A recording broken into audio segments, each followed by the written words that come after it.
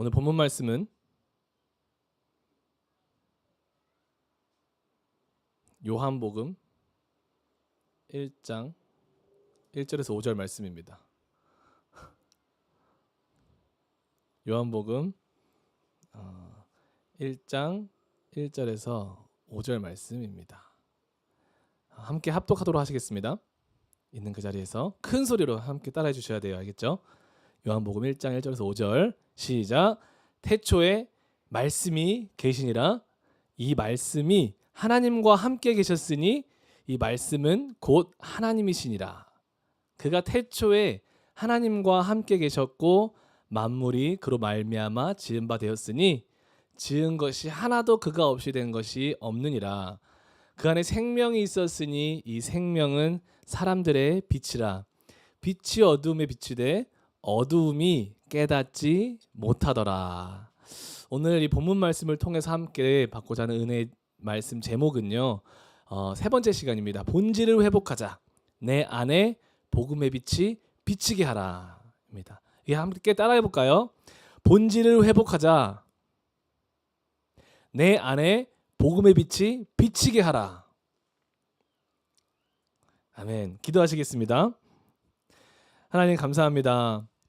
오늘 주님께서 저희들에게 허락하신 이 말씀 가운데 저희들의 영혼이 반응할 수 있도록 도와주시옵시고, 아버지 하나님 이 시즌 가운데 저희들이 온갖 비본질적인 것에 시선을 두는 것이 아니라 정말 아버지 하나님 주님과 연합되는 그 본질을 우리가 간절히 붙잡고 나아갈 수 있도록 도와주시옵소서.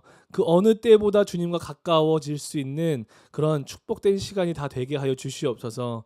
아버지 감사합니다. 저희와 함께 해주시옵소서. 저희 입술을 주장하여 주시옵시고 오직 성령님 저희들의 이 말씀 시간 이 예배를 주장하여 주시옵소서. 감사합니다. 예수님의 이름으로 기도드렸습니다. 아멘. 아멘. 네. 죄송합니다. 오늘도 아마 지금 시영 자매랑 우리 경민 자매, 우리 승환 형제도 같이 또 우리 알렉스 부모님 다 같이 예배 드리고 있을 줄 믿어요. 네, 자 우리가 지금까지 여러분 지난 시간부터 성령 하나님께서 우리 교회 가운데 계속해서 선포해 주시는 것이 무엇이었습니까? 동일한 주제로 선포해 주시는 것이 예수 그리스도와 연합됨을 회복하라였습니다. 아멘. 지난 시간에 여러분 특별히 이 시대의 이 본질을 회복하는 그 소수의 그루터기를 주님은 찾고 계신다고 우리가 은혜를 나누었습니다. 이번 한 주 그루터기로 살아가셨습니까? 아멘.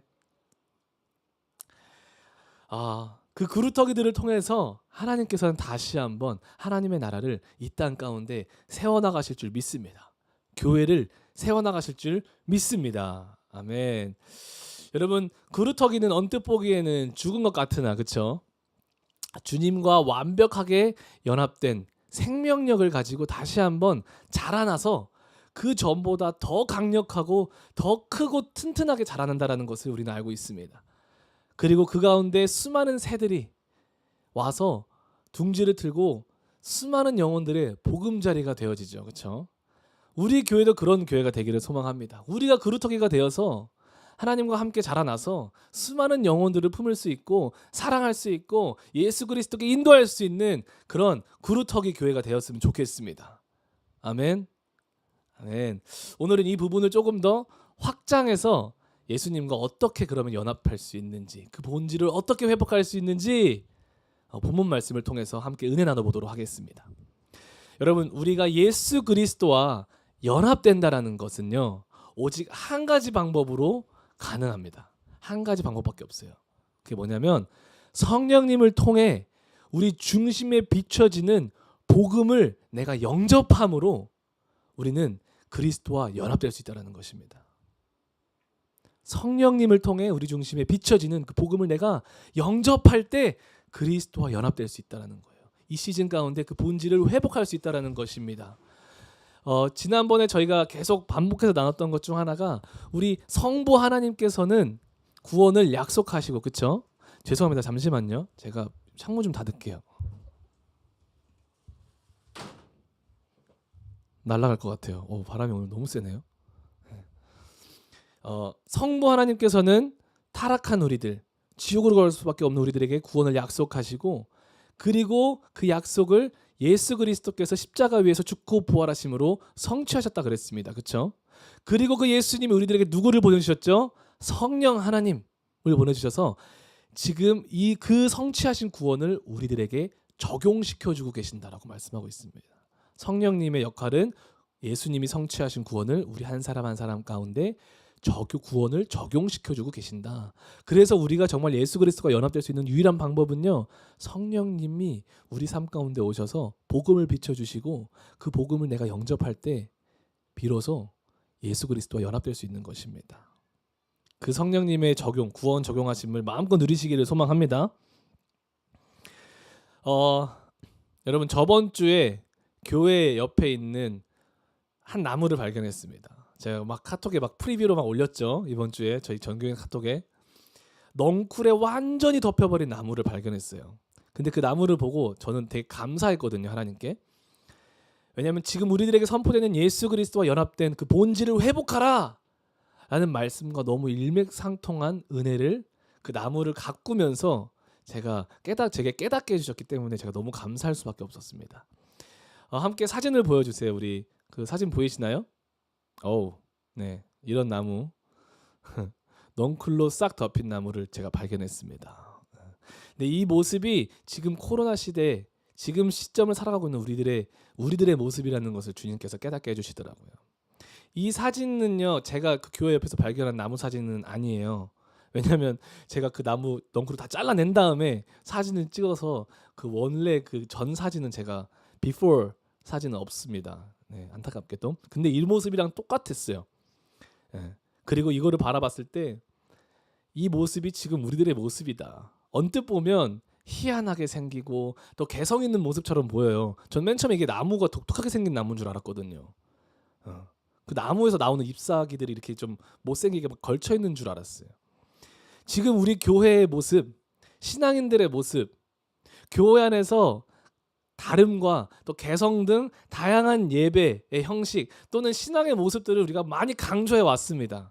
그런데 정작 그 안에 본질인 예수 그리스도와 연합됨, 그리스도를 닮아감, 그리고 거룩함, 그리고 성령님의 인도하심이 철저하게 상실된 모습들을 저에게 깨닫게 해주셨습니다.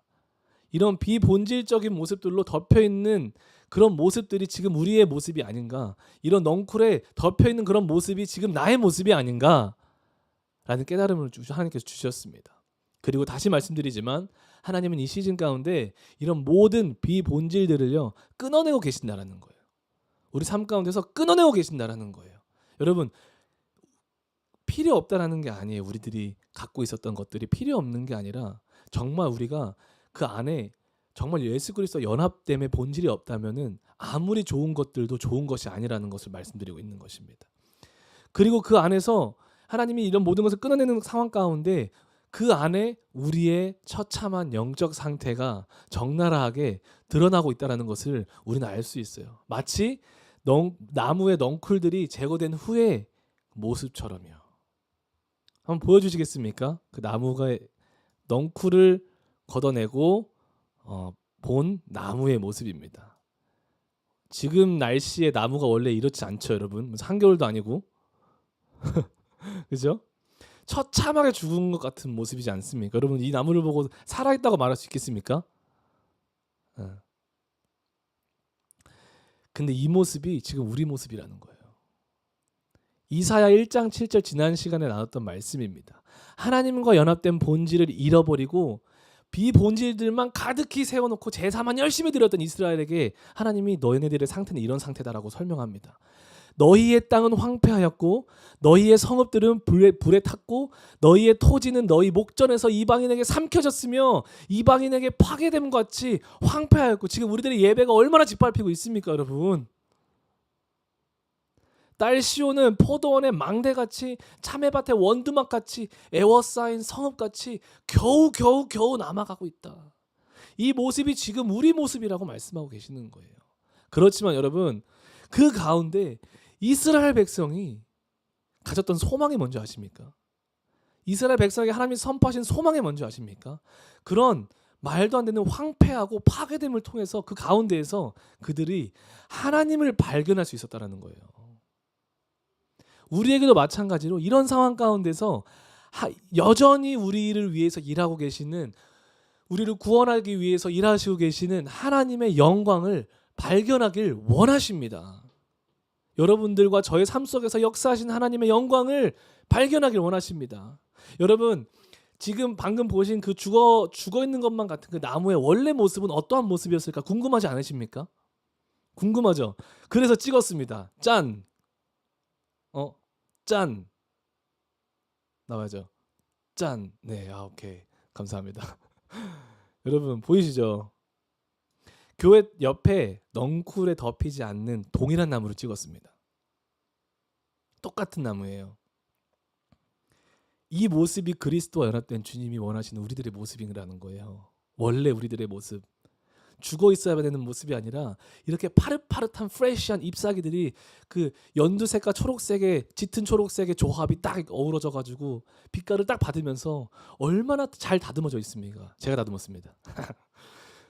얼마나 잘 다듬어져 있고 살아있는 게 느껴지지 않습니까? 보고만 있어도 마음에 신선한 그 주시 후레쉬 같은 그 상큼함이 확 들어오지 않습니까, 여러분? 그죠?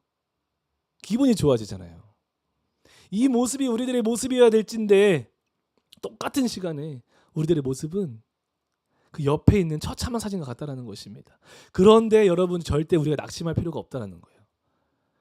좌절할 필요가 없다라는 거예요. 왜냐하면 주님은 우리의 이런 모습을 들춰내는 데에는 분명한 이유가 있기 때문에 그래요. 그 이유가 무엇이냐면 우리가 회개하고 주님께 돌아갈 때에 너희가 나를 여호와인 줄 알리라. 할렐루야. 에스겔서 선지자들은요, 이스라엘 백성들과 또 그 주변 국가들에게 심판을 선포하지만 그 심판 가운데 너희들이 반드시 내가 여호와인 줄 알리라라는 것을 동시에 선포했다라는 거예요. 그게 복음이고 그게 축복이고 그게 은혜인 거예요. 아멘. 여러분, 하나님은요 단순히 우리의 영적 넝쿨들만을 거두어내고 계시는 것이 아닙니다. 반드시 기억해야 될 것. 넝쿨들만을 걷어내는 것이 아니라 그 넝쿨을 걷어낸 그 나무에게 이제는 빛을 비추시기 시작하십니다. 빛을 비추시기 시작하십니다. 네 번째 사진을 띄워주세요. 여러분, 넝쿨들이 거두어졌을 때 얼마나 오랫동안 빛을 못 봤던지 처음 넝쿨을 거둬냈을 때는요, 나무가요 어땠냐면 갈색 나무는 찾아볼 수가 없었어요. 그냥 온통 검정색이었어요. 온통 검정색. 불에 그을려 탄 것처럼 새까맸습니다. 정말 놀랄 정도로, 와, 이거 진짜 톡 치면은 재가 돼서 부서질 정도로 검했어요. 나무 상태가. 그 프레시한 갈색 나무의 색깔은 온데간데 없고 찾아볼 수도 없었습니다. 근데 불과 이틀 후에, 지금 보는 사진은 여러분 이틀 후에 찍은 사진이에요. 빛을 본 나무가 이틀 만에 빛을 보기 시작했는데 색이 변하기 시작하더라고요. 빛을 본 나무에 생명이 흐르는 것을 제가 찾을 수가 있었던 거예요. 그래서 찍어놓은 거거든요. 지금 그 사진의 중간중간 보이는 검은색 있죠? 그 검은색의 농도가 더 진했단 말이에요. 그게 모든 나무를 다 덮고 있었어요. 한 군데도 빠짐없이. 빛을 못 보니까. 근데 이틀 만에 빛을 본 나무가 색깔을 찾기 시작하더라고요. 지금 우리에게도 마찬가지예요. 이 시즌 가운데 주님은 우리의 모든 비본질의 넝쿨들을 걷어낼 뿐만 아니라 여러분, 정말 죽은 것만 같은 구루터기처럼, 그리고 이 나무의 모습과 같은 우리의 마음 가운데 그리스도와 연합됨의 본질을 회복시키시기 위해서, 그 생명을 회복시키시기 위해서 생명의 복음의 빛을 비추고 계신다라는 것입니다. 지금 이 순간에도 이 말씀 선포를 통해서도 우리들에게 비추고 계시는 거예요. 오늘 본문 말씀 요한복음 1장 1절에서 5절입니다. 태초에 말씀이 계시니라. 말씀이 하나님과 함께 계셨대요. 이 말씀은 곧 하나님이시다. 그가 태초에 하나님과 함께 계셨고 만물이 그로 말미암아 지은 바 되었으니 지은 것이 하나도 그가 없이는 된 것이 없느니라. 그 말씀 안에 뭐가 있대요? 생명이 있었으니 이 생명이 뭐래요? 사람들의 빛이라. 빛이 어디에 비칩니까? 어두움에 비치되 그 나무에게 넝쿨 안에 그 어두웠던 그 넝쿨 안에 그 모습의 넝쿨이 벗겨지고 나니까 빛이 비치는 거예요. 그때 그 안에 가득했던 어두움이 빛이 비치니까 깨닫지 못하더라라고 말하는 거예요. 말씀은 하나님이십니다, 여러분. 그리고 그 말씀은 예수님이라고 말씀합니다. 요한복음 1장 14절에 말씀이 육신이 되어 우리 가운데 거하심에 우리가 그의 영광을 보니 누구래요? 아버지의 독생자의 영광, 예수 그리스도의 영광이라는 거예요. 은혜와 진리가 그 안에 그분께 충만하더라.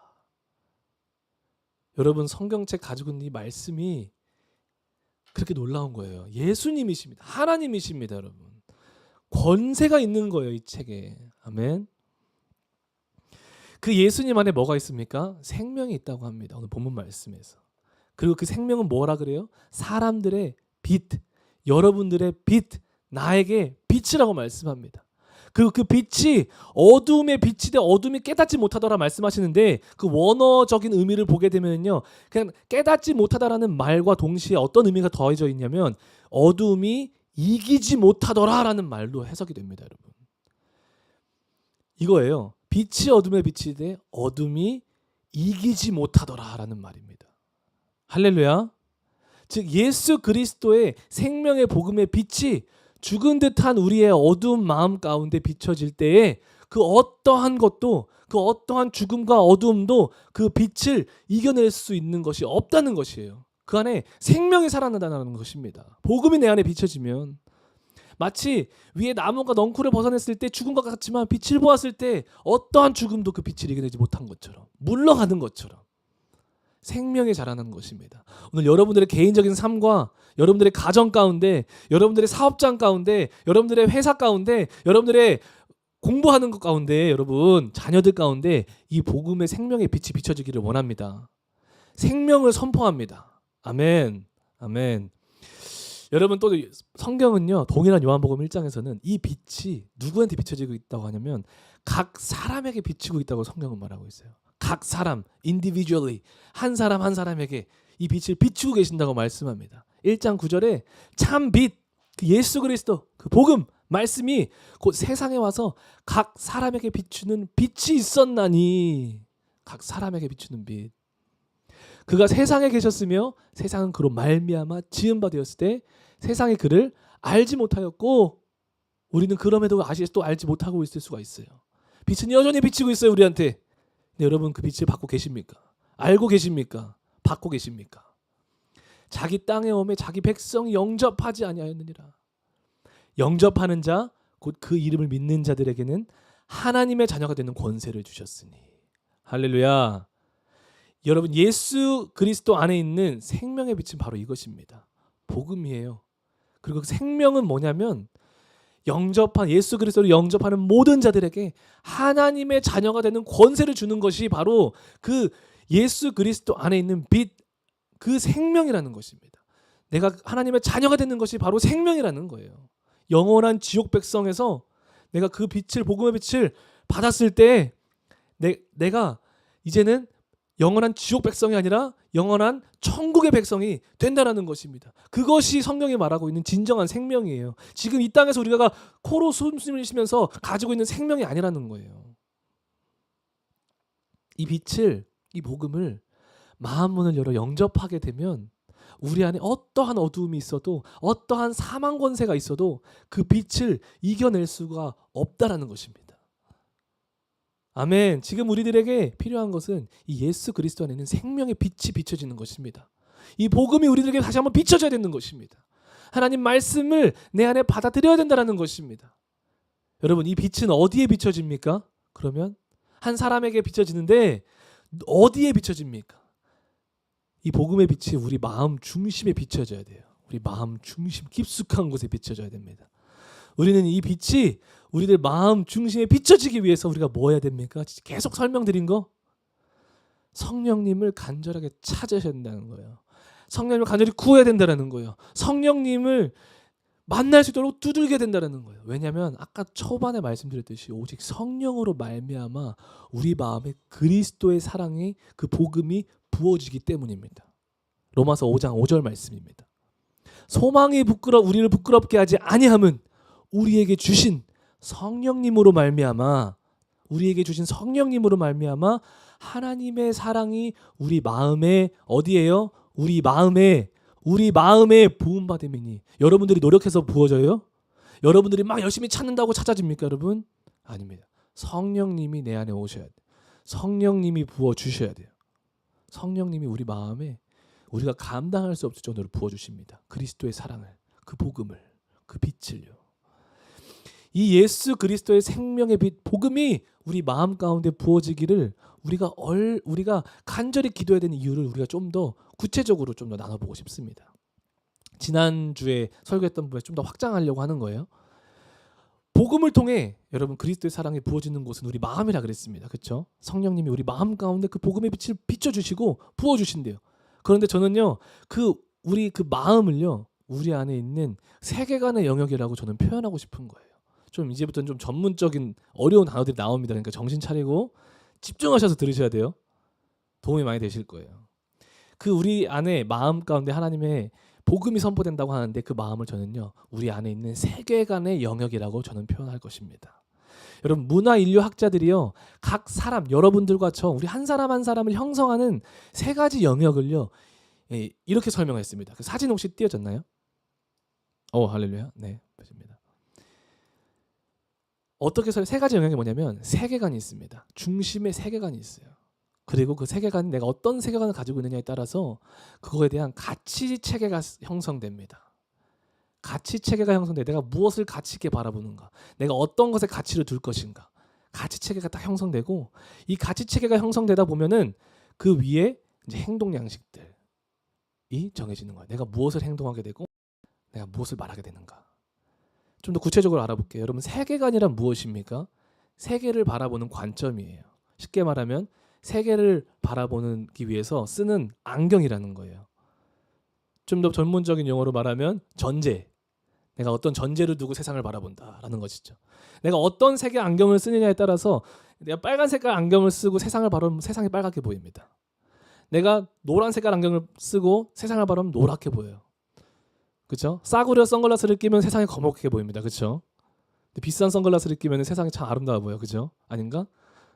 전 싸구려만 껴봐가지고 세상이 어두워 보여서 지금 안 낍니다. 선글라스를 잘. 그리고 저는 이상하게 선글라스를 끼면 귀가 잘 안 들려요.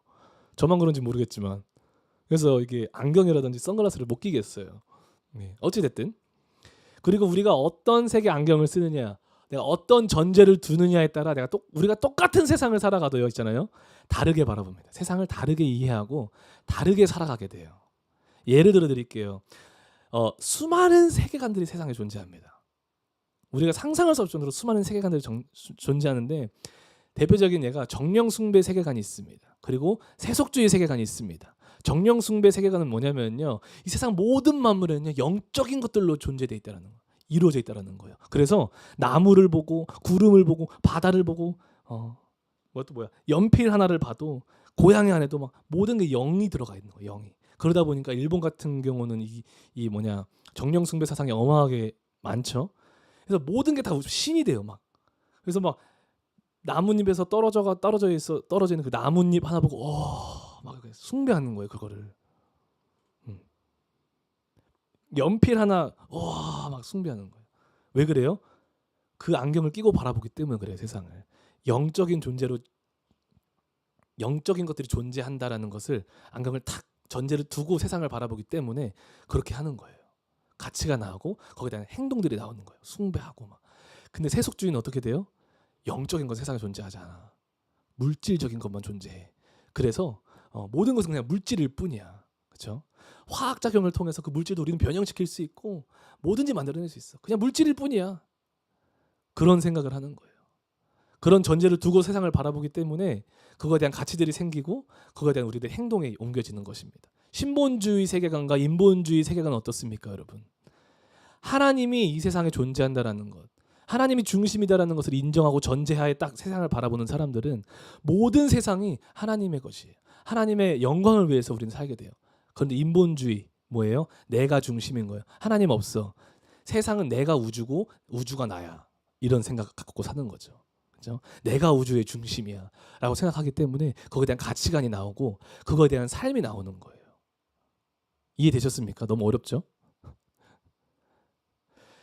세계관, 이런 세계관들은요. 지금 여러분들도 우리 같이 같은 교회로서 설교를 듣고 있지만 우리 안에 각자 다른 세계관을 갖고 있을 수 있어요. 각자 다른 가치관을 갖고 살 수 있어요. 그렇죠?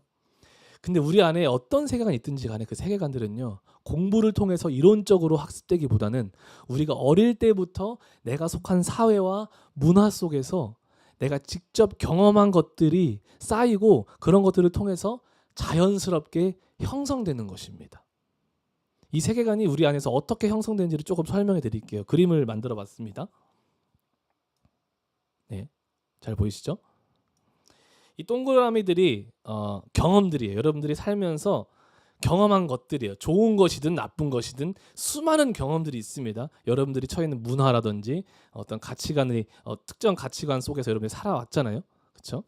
그 안에서 경험한 경험들이에요. 근데 이 경험들을 이제는 어떻게 하냐면 거기 보면은 이성의 합리화가 작용한다고 하죠. 나의 사람의 이성으로 무의식 속에 비의도적으로 그 경험들을 합리화해서 경험들을 연결시킵니다. 그리고 이렇게 동그라미로 이렇게 딱 틀을 만들죠. 연결시켜서 나만의 세계관을 구축해 버리는 거예요. 그게 내 안에 딱 중심에 박혀 있는 거예요. 이성이라는 것은요, 이 경험을 합리적으로 체계화해서 폐쇄적인 구조를 만드는 성격을 가지고 있습니다. 폐쇄적인 구조를 만드는 성격을 가지고 있어요. 이성이라는 게. 문제는 그거예요, 여러분. 인간이 아담과 하와 죄 때문에 타락했을 때 우리들은요 어떻게 믿냐면 우리의 지식과 우리의 이성까지 다 타락했다고 우리는 믿습니다. 기독교는. 그 타락한 사람, 그 타락한 이성을 절대적인 진리의 판단 기준으로 삼기 때문에 문제가 되는 거예요. 그리고 이런 세계관들이 문제가 되는 거예요. 왜냐하면 타락한 우리 이성을 절대적인 진리의 판단 기준으로 삼기 때문에 하나님의 말씀이 아닌 그 계시의 말씀이 아닌 자신의 경험들을 통해 세워진 나만의 세계관이 이제는 진리라고 믿고 따라가게 된다는 거예요. 그게 나한테는 진리인 거예요. 우리가 왜 성경을 안 읽게 됩니까? 우리가 왜 성경을 못 읽는 줄 아십니까? 수많은 이유를 말할 수 있지만 본질적인 이유는 생각보다 간단해요. 내 안에, 내 내면에 나만의 구축해 놓은 이러한 세계관들이 있기 때문에 그래요, 여러분. 그 계시의 말씀을 내가 둘 수가 없는 거예요, 내 말씀에. 왠지 아십니까? 그 계시 하나님의 말씀은요 능력으로 우리에게 다가오기 때문에 그래요. 능력, 힘으로 다가오기 때문에 그렇습니다. 나의 안에 어떠한 세계관이 형성되었든지 간에 하나님 말씀이 내 안에 선포되면 내 세계관을 초점 박살낼 수 있는 힘을 가지고 있는 게 바로 하나님의 말씀이에요. 그러다 보니까 무의식 속에서 우리가 두려워하는 거예요. 내가 좋아하는 것, 내가 추구하는 것들을 빼앗기기 싫은 두려움이 내 안에 있는 거예요. 그렇기 때문에 그런 걸 포기하고 싶지 않은 두려움이 있기 때문에 우리가 하나님 말씀을 가까이 할 수가 없는 거예요, 여러분. 우리 안에 있는 이 세계관은요 무의식적으로 우리에게 깊이 배어 있기 때문에 내가 가지고 있는 세계관을 상대화하지 못하고 절대적인 진리라고 확신하게 됩니다. 딱 고정이 딱 돼버려요. 그거에 대한 결과로 어떤 현상이 있냐면 우리 개인의 세계관은 상당히 폐쇄적인 성격을 띱니다. 그 그림에도 보게 되면 회색깔로 딱 그어져 있잖아요. 화살표가 딱 들어가려고 다른 세계관이 딱 들어가려고 했을 때 튕겨내버리는 거예요. 수용하지 다른 세계, 나랑 다른 것들은 수용하지 못하고 튕겨내버리는 성향을 가지고 있어요. 우리 안에 있는 세계관은. 우리 안에 어떠한 세계관이 있습니까, 여러분? 한번 생각해보면 좋을 것 같아요. 지금 생각 안 하셔도 돼요. 머리 아파지니까. 그런데 우리 안에 어떠한 세계관이 있느냐에 따라서 이제는 가치 체계가 형성된다는 거예요. 내가 어떤 세계관을 가지고 있느냐에 따라서 그에 따른 내가 추구하는 것이 생기고 가치관이 형성된다는 거예요. 예를 들면 돈이면 다 된다라는 물질주의적 세계관을 가지고 있으면 우리 안에 돈에 대한 가치가 중심으로 형성된다라는 거예요, 여러분. 내가 맞는 모든 관계도, 내가 하는 모든 일과 학업과 삶의 방향과 내가 성취하고 싶은 꿈과 목표, 나의 가정사도, 나의 모든 언어와 행동이 돈의 중심이 되는 가치에 집중되게 되어 있어요. 내 모든 것이 돈에 집중됩니다. 그런 가치관이 형성돼요, 나한테.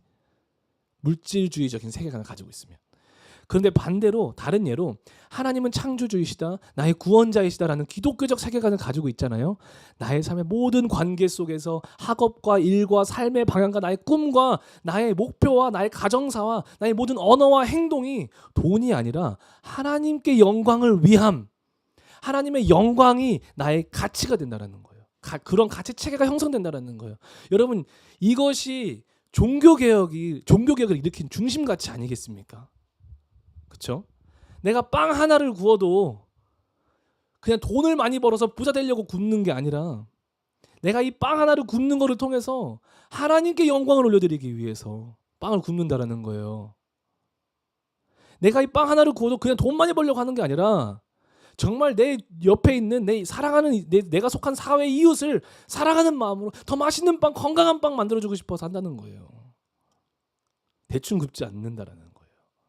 최상품의 빵이 만들어진다는 거예요. 이런 마음을 가지고 있으면, 이런 가치를 가지고 있으면.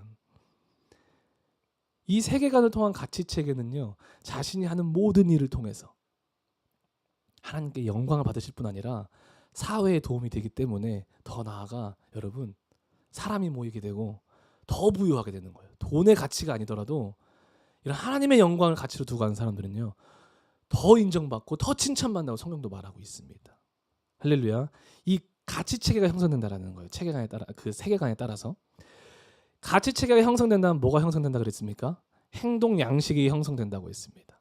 내 안에 어떤 가치 체계가 있는가, 내가 어디에 가치를 두는가에 따라서 그거에 대한 행동이 나오고 내 말이 나갑니다. 내 행동이 정해지고 내가 무슨 말을 할지가 정해진다는 거예요. 방금 말씀드린 예처럼 기독교적 세계관 위에 세워진 가치 체계가 내 안에 있잖아요. 하나님의 영광을 위해 내 말과 행동이 바뀌게 된다는 거예요. 정해진다는 거예요. 여러분, 하나님의 영광이 무엇입니까? 하나님의 영광이 무엇이에요? 하나님의 영광을 위해서 내가 무슨 행동을 합니까? 하나님의 영광을 위해서 내가 무슨 말을 해야겠습니까? 하나님의 영광이라는 것은요, 우리가 그리스도와 연합해서 그분의 형상대로 살아내는 것이 영광 아니겠습니까? 우리가 어성경에서도 배웠잖아요. 우리가 하나님을 리플렉트 한다라는 거잖아요. 하나님의 형상대로 지으심을 받다라는 것은 하나님의 하나님의 성품을 리플렉트 한다는 거잖아요. 내가 하나님의 성품을 나타낼 때 그것이 하나님의 영광이 된다라는 거예요. 이것이 나의 가치라면 나의 말과 행동이 정해지는 거예요. 이제 어떻게 정해지겠습니까? 더 거룩해지는 거예요. 내가 이전에 썼던 말 쓰지 않는 거예요. 내가 이전에 했던 행동 하지 않는 거예요. 변하게 되는 거예요. 베드로전서 1장 15절 16절에 이렇게 말씀하십니다. 오직 너희를 부르신 거룩한 이처럼 너희도 모든 행실에, 모든 언어와 행실에 거룩한 자가 되라. 성경은 분명하게 말하고 있어요. 기록되었을 때 내가 거룩하니 너희도 거룩할지어다 하셨느니라. 이것을 가치로 두는 사람은요, 그들의 삶이 어떻겠습니까? 다시 말씀드립니다. 거룩을 쫓는 사람이 되는 거예요. 내가 한마디 말을 해도, 한 단어를 써도 거룩한 단어 쓰는 거예요. 이 단어가 하나님의 거룩에 부합되는 단어인가? 이 행동이 하나님의 거룩하심에 부합된 행동인가? 이 생각이, 이 마음이 하나님의 거룩함에 부합되는 것인가? 생각해야 된다는 거예요. 행동 양식이 정해진다는 거예요. 근데 여러분, 지난 시간에 말씀드렸죠. 우리가 범하는 실수가 있어요. 어마어마하게 큰 실수. 뭐냐면 우리 신앙생활 가운데 우리 안에 구축되어 있는 세계관과 이 가치 체계는 보통 신경 쓰지 않아요. 바꾸려고 하지도 않아요. 보통 인식을 하지 못해요. 그런데 이 맨 마지막에 있는 행동 영역만 계속 바꾸려고 하는 거예요. 그게 우리 신앙인들이 하고 있는 실수라는 거예요. 여러분, 우리가 행동 영역을 조금씩 바꿀 수 있어요. 변형시킬 수 있어요. 진짜 외부적인 힘을 통해서 누군가의 권면을 통해서 외부적인 행동 양식 바꿀 수 있는데 순간은 변하는 것 같아요. 여러분, 우리가 순간은 그에 따른 감정적 변화도 느낄 수 있고 영적인 변화도 느낄 수 있고 거기에 신기해요. 뭔가 되는 것 같아요. 아, 이제 되는 건가? 근데 정작 내 안의 세계관과 내 안에 그에 따른 가치 체계가 복음으로 완전히 갈아엎어지지 않는 이상은 여러분 절대로 변하지 않습니다. 우리는 그게 사람이에요. 그게 여러분이고 그게 저예요. 우리는 절대 변할 수가 없습니다. 다시 제자리로 돌아갑니다. 아니, 오히려 더 불신앙이 깊숙하게 생기기 시작해요. 뭐지? 되는 것 같았는데 왜 안 되지? 하나님 없는 건가? 하나님 나를 버리신 건가? 하나님 나와 함께하지 않는 건가? 라는 불신앙이 더 많이 생기기 시작해요.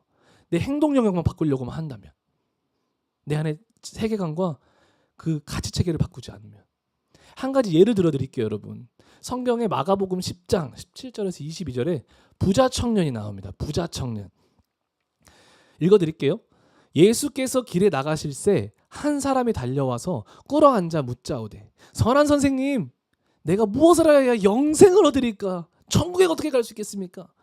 예수께서 이르시되, 너가 어찌하여 나를 선하다 일컫느냐? 하나님 한 분 외에는 선한 이가 없느니라.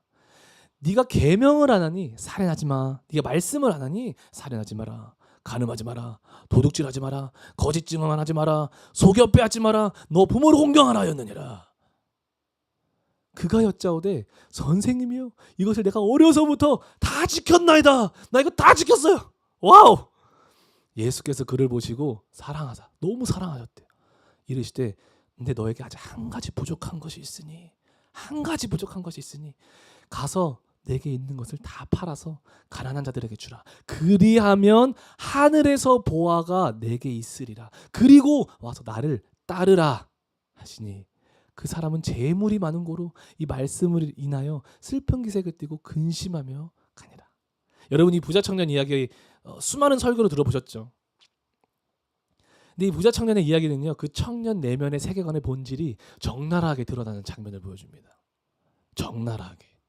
첫 번째, 이 부자 청년은요, 언뜻 보기에 영생에 대한 질문을 할 정도로 그 천국을 향한 갈망함이 있는 것처럼 보였어요. 믿음이 있는 것처럼 보였습니다. 관심 있는 사람처럼 보였다는 거예요. 17절에 보면. 그런데 그 청년이 예수님한테 물어보잖아요. 어떻게 천국 갑니까? 어떻게 영생을 얻을 수 있겠습니까? 예수님 먼저 행동 양식을 점검합니다. 행동 양식, 가장 밖에 있는 행동 양식. 계명들인도 이런 거 다 행하고 있니? 행하고 있어. 19절에. 그리고 그 청년은 어떻게 합니까? 네, 저 어려서부터 이 행동 영역만큼은 철저하게 지켰습니다. 다 했어요. 다 순종했습니다. 다 했습니다. 물론 그 순간에 넘어짐도 있었겠죠. 실패도 있었겠죠. 그렇지만 저는 더 열심히 했습니다. 더 바꾸려고 노력했습니다. 더 거룩하게 살려고 노력했습니다. 근데 저는 이 모습이 뭔지 알 것 같아요. 저도 이런 삶을 살아봤거든요. 그러니까 지금으로 말하면 모태신앙으로 태어나서 세상에 한 번 안 나가보고 정말 깨끗하게 건실하게 순종적인 삶을 사는 모습, 그런 모습이 저는 그려졌거든요. 근데 저한테도 그런 모습이 있었어요.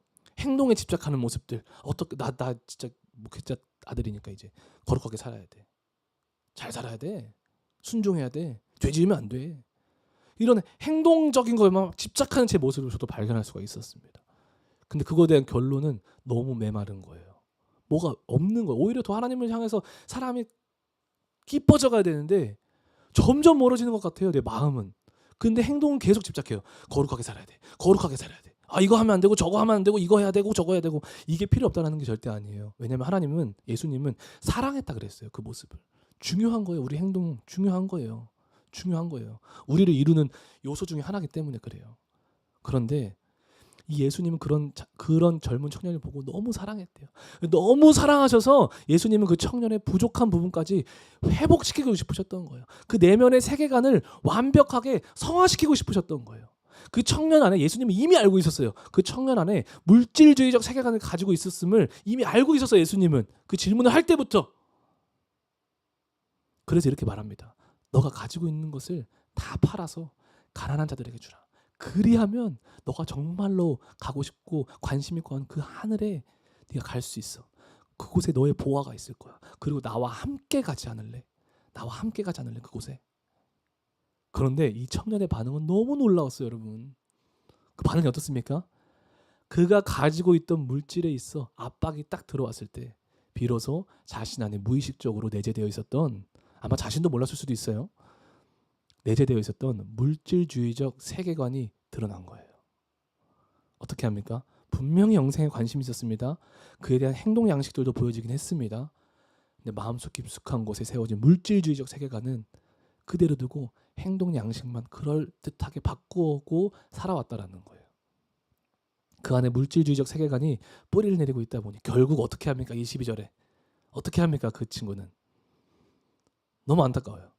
슬픈 기색을 띠고 하나님의 나라, 영생을 선택하기보다, 주님과 함께 가는 것을 따르기보다 물질을 선택하고 슬픈 기색을 띠고 실망하고 좌절하면서 예수님을 떠나고 맙니다.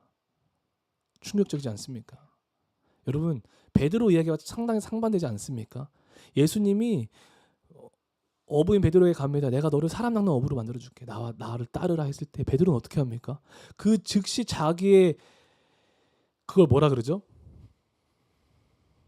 자기의 생업, 그 그물을 그대로 배랑 그 그물을 그대로 내버려 두고 그 즉시 베드로는요 예수님을 쫓아갑니다. 예수님의 제자로 쫓아가 버리는 거예요.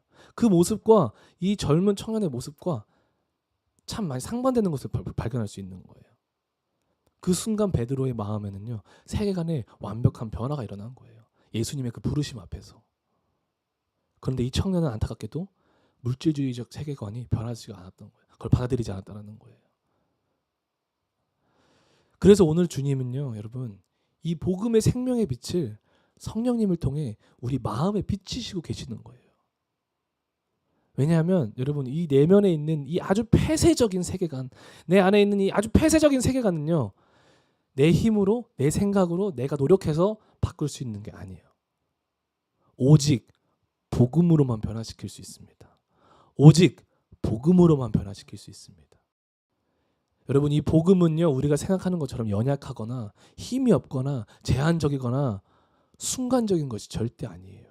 로마서 1장 16절에 뭐라고 나오냐면 사도 바울이 내가 복음을 부끄러워하지 아니하노니 이 복음은 모든 믿는 자에게 구원을 주시는 하나님의 능력됨이니라. 먼저는 유대인에게요 그리고 헬라인에게로다. 사도 바울이 어떻게 이렇게 당당하게 복음에 대해서 말할 수 있겠습니까? 사도 바울은요 예수님 믿는 사람들을 때려잡는 사람들이었어요. 다 잡아가지고 사형에 넘겨주는 그런 예수님을 핍박하던 사람들이었어요. 예수 그리스도의 그런 모든 것들을 경멸하고 싫어하고 거절했던 사람이 사도 바울이었어요. 스데반이 돌 맞아 죽을 때 그 옆에서 그 겉옷을 들고 있던 게 사도 바울이었어요, 여러분. 근데 그 사도 바울이 그 복음을 그 사도 바울 안에 어떤 세계관이 있었겠습니까? 그런데 그 다메섹 도상에서 예수 그리스도를 만났을 때 그 복음의 빛을 만났을 때 대낮의 해보다도 더 강력하고 밝게 빛나는 그 광명한 빛이 그에게 비춰졌을 때 어떻게 돼요? 그거는 복음이에요, 여러분. 그 빛이 사도 바울에게 비춰졌을 때 어떻게 됐어요?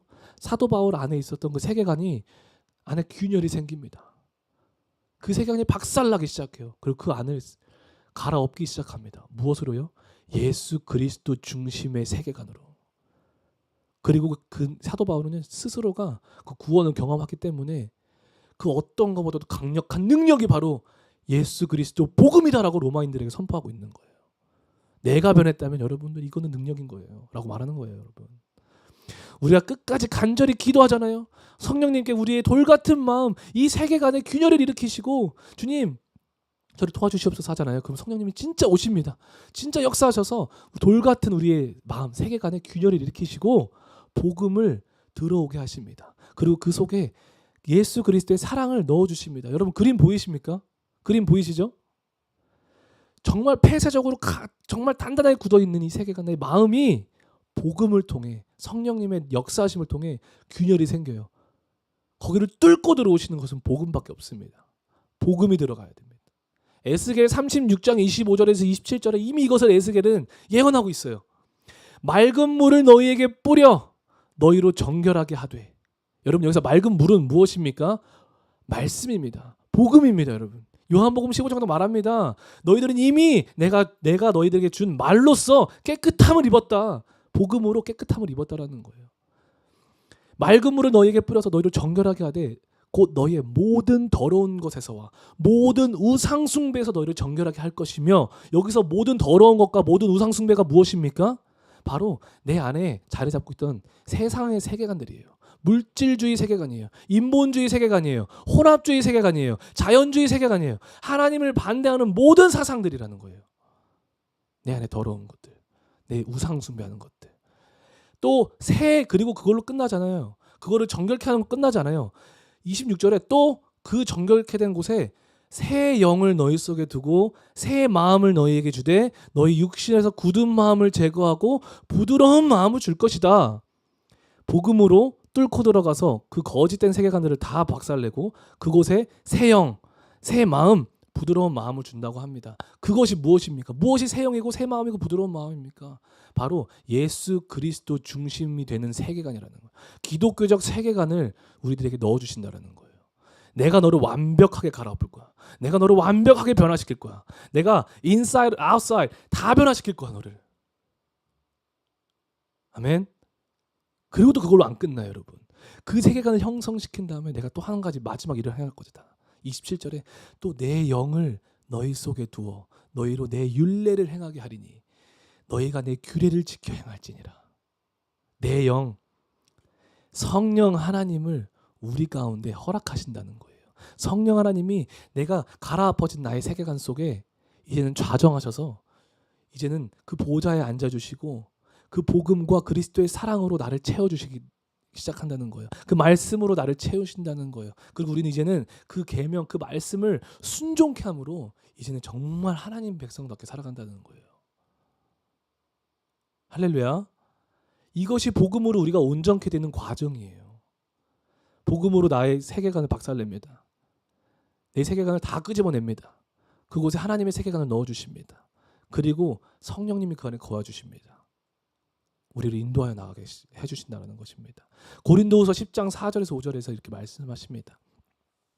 우리의 싸우는 무기는 육신에게 속한 것이 아니요 오직 어떤 견고한 진도 무너뜨리는 하나님의 능력이라.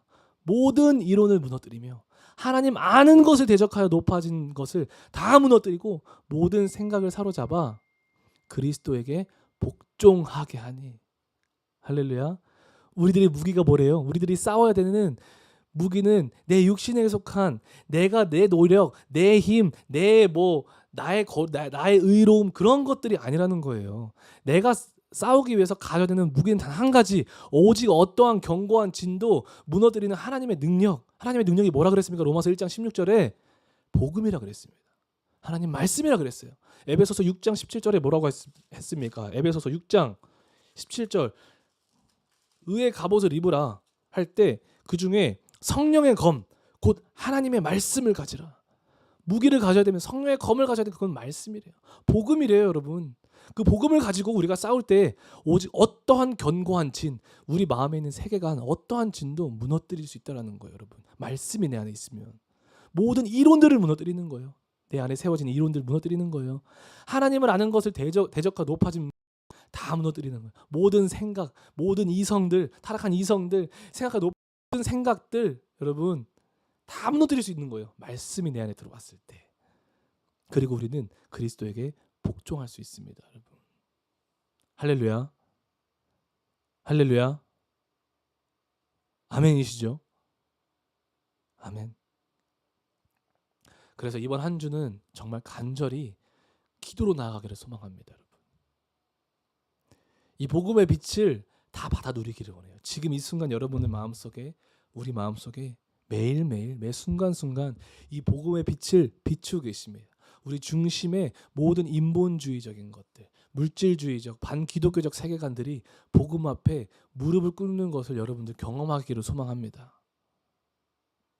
그 복음의 능력을 다 받아 누리시기를 소망합니다. 그 복음이 우리를 완벽하게 변화시킬 것을 저는 확신합니다. 아멘. 다음 주에는요, 이어서 어떤 것을 함께 나누고자 하냐면 이 그리스도의 사랑, 이 복음이 내 안에 들어와서 내 속을 갈아엎고 온전히 세워졌을 때 나의 안에 온전한 세계관이 형성됐을 때 있잖아요. 우리 중심에 세워졌을 때 우리 삶에 어떠한 변화가, 어떠한 현상이 당연하게 일어나야 되는지를, 그거에 대한 은혜를 함께 나누고자 합니다. 여러분, 저는 확신해요. 우리 킹덤 무브먼트 교회 한 사람 한 사람 안에 이 복음의 빛을 통해 그리스도와 연합된 본질이 회복되었을 때에 이 호주 시드니 땅 가운데, 그죠? 놀라운 하나님의 부흥의 역사가 다시 한번 일어날 줄 믿습니다. 아멘. 세상에 바라나 놓고 신앙에 바라나 놓고 그렇게 신앙생활하는 거 말고 진짜로 하나님 때문에 하나님한테